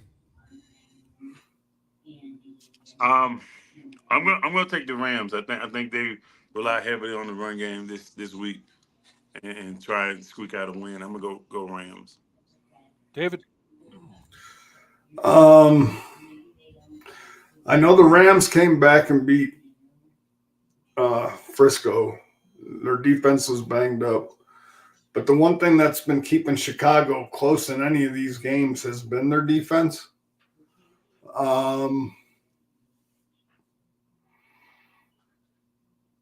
Man, this is tough. You know what? I think Caleb Williams gets his first win. I'll take Chicago in an upset. Mild upset, but upset. All right. I'm going to go with the Rams. All right. KD. Minnesota at Green Bay. Oh, why'd you have to do this? All right, Malik Willis playing. I don't know. They have Jordan Love as questionable. So I mean, he was close last week to coming off. So I'm gonna ride with Minnesota one more week. I'm gonna give Minnesota one more week. I think Green Bay is gonna try and be cautious about Jordan Love coming back. So I think that'll kind of be the determining factor. So I'm gonna go Minnesota. yeah, I just like the way Sam Darnold's been playing. I like the way he controls the offense. He's not putting the team in trouble. Both sides of the ball have been playing good. If I knew for sure if Jordan Love was playing, but even then, Jordan Love coming off an injury could be a little rusty. I'm going to take Minnesota in a close game, but I'm taking Minnesota. All right. I am going to go with Minnesota with the caveat. And if you all want to throw in one here, if Jordan Love starts for Green Bay wins this game. If he does not start, then it will go to Minnesota.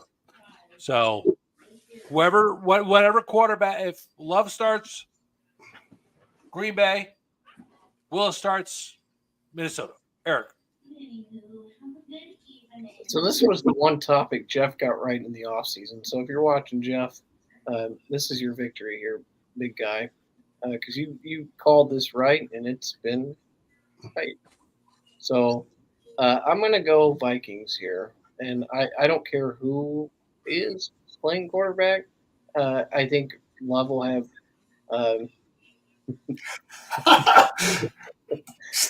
Homer. I think it'll take Love a week after not practicing real hard and playing real hard. And I think the Vikings have it going on. The Vikings are going to be that team in the NFC this year. All right, David. Pittsburgh at Indy. I think this is one of Pittsburgh's last easy games for a team that don't score points. It's funny because I'm taking Pittsburgh, but, it's hard for me to really know exactly what Pittsburgh is yet because they have yet to play an offense. They have not played one offense yet. And, you can laugh, but I'll tell you, you talked about Kirk Cousins having this prolific offense in Atlanta. Well, if you look at Kirk Cousins and Aaron Rodgers, who you anointed as the MVP of the NFL before the season started, him and Kirk Cousins' stats are the same. And why is that? Because they both came off Achilles surgeries and haven't played in over a year. Okay, so that matters. Doesn't matter what your offense is, defense is. So Pittsburgh has not played an offensive team yet. They haven't had to worry about giving up points. They've been able to smother teams because they can't score points. So I'm giving Pittsburgh one more week, and they win. That was the longest-winded answer I've ever heard. But correct. I'm also going to go with Pittsburgh. Eric? Hey, the Chargers were the number one rushing team in the NFL coming in. Okay. And they have one wide receiver to throw the ball to. Was leading the league in rushing. And they have one wide receiver to throw the ball to. I'm just saying they were the number one leading rushing offense. And you're equipped to stop the run. Hey, we're equipped to stop the run. We're quick to stop everything. That's irrelevant. How Steelers. many? What matter of fact? Fuck it. I'm gonna ask you this: how many rushing touchdowns do the Chargers have? 3 or 4. We good. I'm gonna go Pittsburgh. I'm picking Pittsburgh, Sean. I wasted my time talking on other stuff. Okay, Eric, you're gonna go Pittsburgh, I'm assuming. Yeah. I got so lost in it because I'm trying to count up. I'm like, we have 12 minutes left. We got 12 games to go. So everyone stop with the goddamn commentary and pick a fucking team. Oh, shut up. All right. To me, Denver Jets. I'm going Jets on that one. Eric? Can you tell me why? Because your mama said so. Yeah, so I think the Jets are figuring it out. So I got the New York Jets too. KD? I got the Jets. I think Bo Nix needs one more week. All right. David? I was going to say you don't have to figure too much out against Denver. So, I mean, like Pittsburgh might, but the Jets don't. The Jets win. All right. Eric, Philadelphia at Tampa Bay. I'm going to go Tampa, and I think Tampa should be really motivated for this game. KD? I'm going Philly. They should be pissed off. See, this is the kind of commentary we need. David? Yeah. I'm taking Philadelphia in this game. All right. I am also going Philadelphia after the egg day late. For 1 second. Yeah. Is A.J. Brown playing? He has been upgraded. We do not know if he's playing officially, but he has been upgraded. He has a concussion, and I don't know if he's going to pass protocol by game time. I'm going to take Philly with the caveat that if those guys aren't playing, I'm taking Tampa. Brown and who? Devonta Smith. And Smith. Okay, so those two. There is your commentary, Sean. Okay, that's fine. If one of them is playing and not the other. If Brown or Smith are playing, I'll stick with Philly. Okay, so if they're both out, you're switching. Okay, good. Who the hell did I just KD to you? Cincinnati at Carolina. Give me Cincy. All right. Screw the loser leave town bull crap. Cincinnati should win this game, and they're going to. All right. I am going to go with Cincinnati. Eric? Andy Dalton revenge game. Give me the Panthers. Ooh. All right. And now to David. Jacksonville at Houston. Houston. I am going Houston. Eric? God, Jacksonville sucks. I mean, Houston. Houston should be mad, too. Houston. All right. That is a clean sweep. We got busted on, 3 or 4 of these last week, man. 1, 2, 3, 4 of them. We all got busted on. All right. So to me, Washington at Arizona. I'm going Arizona environment. Eric? Does anybody know the status of Marvin Harrison? I saw that he was questionable. Is he hurt? I think I think during the game, I think he landed on his hip or something, but I think he just has a questionable designation, but he's probably going to play. Okay, so I'm going to take the home team. If the caveat is I want to change if for some reason Harrison doesn't show up. So if they're missing Marvin Harrison, I'll take Washington, but I will go ahead and take Arizona if he plays. KD? I'm going. I don't know. Hold on. Austin Eckler's out. I'm gonna go Arizona. If Austin Eckler is upgraded, I'm gonna go ahead and take Washington though. Oh God! I'm taking Washington. Jaden Daniels had his coming out party. I just think they're a more complete team, and I like Washington. All right. And Paoli picks Washington. Okay, so who's this next one to? Is this Eric? New England at San Fran. So I'm going to go the Niners, 17-14. KD. I'm going San Fran. San Fran. I'm going San Fran. All right, KD. Cleveland at Las Vegas. Oh man. Give me the Raiders. All right, David. Yeah, I'm taking the Raiders. They should be pissed off from last week. I'm taking the Raiders. All right. Coach called out the Raiders saying people made business decisions. I'm going Cleveland. Yeah, so I'm going to go Raiders here because one, I think their coach knows how to handle adversity better, and two, Deshaun Watson doesn't want to do what's best for the team. He wants to do what's best for Deshaun. So give me the Raiders. All right. So I guess this one goes to David, right? It was KD. Okay, KD. Kansas City at Chargers. Give me Kansas City.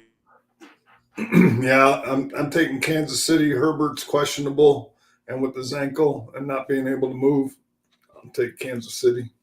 All right, I'm on Kansas City also. Eric? Kansas City. But they have the best rushing offense. Yeah, All right. Kansas City gets the calls. Sorry, Sean.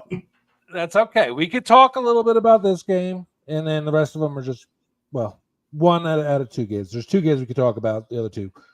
But David, to you, Buffalo at Baltimore. This is going to be a close game.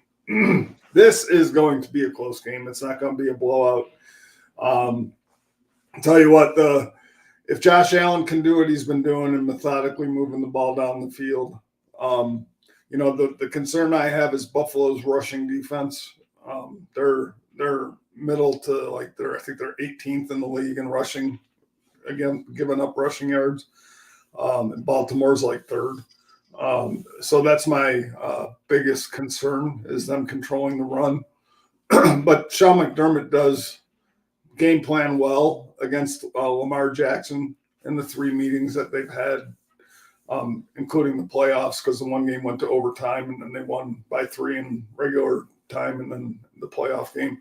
So I think Buffalo wins this, but it's going to be like a 23-20 score. All right. Baltimore is going to win this game. It's going to be the second home game. They lost the first one. Their fans are pissed off. They're going to come out. They just beat the Cowboys. They're going to shut down the Bills. And, well, not shut them down, but it's going to be close. Baltimore's going to pull this one out. Eric. So here's the concern I have for the game. I have grown to respect the Buffalo Bills secondary and how disciplined they are. So what this comes down to is, can Baltimore establish the run and get a lead and continue to lean on the RPO and be able to run split, blast, and power, and then be able to have Lamar pull it down for QB sweep? And if they can do that and Henry can get 4 yards at a time, they have a chance. Because of the matchup and because of where their 2 teams are at, I'm sitting at 41-27 because I think Buffalo is on fire right now. And they remind me of the Peyton Manning Colts because they're efficient, they're getting to the ball on time, and they're where they need to be on their routes. So I hate to say it because I'm going to have to deal with Jeff, but I do play you this week, Jay. I think I'm going to go the Bills, and I think the Bills have it right now, and they're the top team in the AFC right now. KD. I'm going Ravens in a squeaker. All righty. Tennessee at Miami. Jesus, Mary and Joseph. This is the toughest one because you got an inept team and a team that just doesn't have it. I got to go Tennessee in this one. Eric? God, this is like, you remember this, and not to get us in trouble, you remember the South Park episode where you had the cripple fight? And Carpenter's like, cripple fight, cripple fight. I mean, this kind of feels like Timmy and Jimmy duking it out here in the parking lot of South Park, Colorado. And so Uh, Don't be making fun of where KD lives. I'm sorry, Katie. I know you're in South Park over there, and I know you're playing the token role over there. So I'm gonna go Tennessee because I think Miami is the more crippled of the cripple fight here. KD, how do you even come back from that? Hey, shut the fuck up, Eric. Hey, no, hey, Miami remembers to bring their quarterback they signed from the practice squad. Then I think Tyler Huntley does enough to get the win for Miami. So I'm going Miami Dolphins. David? I think Miami's defense starting to play a little better, especially with Herbert or Tua getting hurt. And I think whether it's Huntley or Skylar Thompson, I think they make enough plays to beat Tennessee. I'm taking Miami. All right. And last but not least, Eric, to you. Seattle at Detroit. Yeah, so Seattle's undefeated, and I think this might be the year that Geno finally might be the MVP, but not this game. I'm going to go – get him upset. I'm going to go Detroit. I love Geno, but I just don't think that I think on the road, I think this is where they can probably slip up, and I think Detroit gets them here. All right, KD. Look, Detroit has three of their 5 linemen rated in the top ratings right now. So I'm going Detroit Lions. They're playing some good football. David. Yeah, this is as much as I like Seattle. Playing in Detroit, this game is Detroit's. All right. And I am going Detroit on this one also. Okay, so we got all our picks in. Again, I'm going to post it on the Facebook page. The picks for the week, submit them to ftcsports1@gmail.com. Get in there. Do not let Paoli run away with it. I'm tired of having to friggin' close his whole family every year. So everyone, get on there and do what you got to do. Anyway, I am going to call it quits. But do you guys want to stick around and talk more for overtime, or you guys just want to close it out? Hey, we can close it out. It's good to see you, KD. I'm very happy that I enjoyed this lively conversation we had. I do want to say next week I'll be in Ensenada on Wednesday, so I will not be here on the show. I will get you my picks for next week. Okay, please send me your password and stuff so I can get the program going. Yeah, so you can talk. Just be me and Eric next week, which will make it a cerebral episode, and you all will. I'll talk to Jeffrey and get that for you, or have him get it for you. So, but anyway, folks, y'all take care. Thanks for tuning in. We are from the couch. Nice to see you, KD. Sean, always a pleasure. Eric, not so much. Just kidding, buddy. All right, y'all be good. Oh wait, let me do this. I can't end it yet. I gotta do my outro. This is why we can't have nice things. I'm an idiot. I'm not technologically advanced. Take care, folks.